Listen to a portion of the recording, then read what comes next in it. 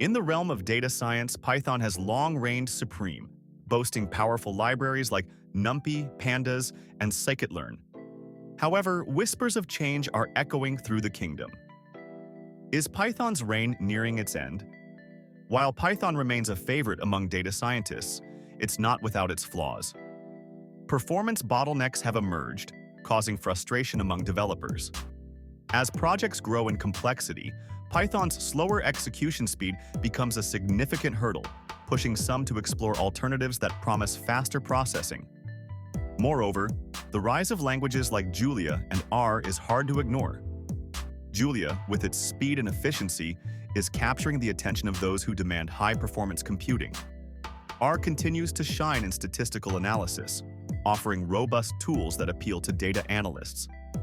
The community surrounding Python is also facing challenges.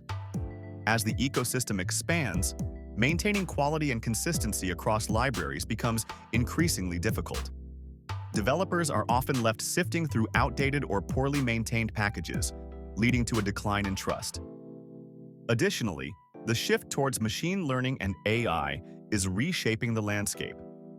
New frameworks and languages are emerging, tailored specifically for these advanced applications. As data science evolves, so too must the tools used to navigate it. Lastly, the demand for real-time data processing is rising. Python's inherent limitations in handling concurrent tasks make it less suitable for real-time applications, prompting developers to seek more efficient solutions. While Python is still a formidable player in data science, the cracks in its crown are becoming more apparent.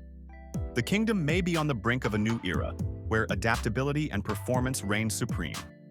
The question remains, will Python adapt, or will it be dethroned?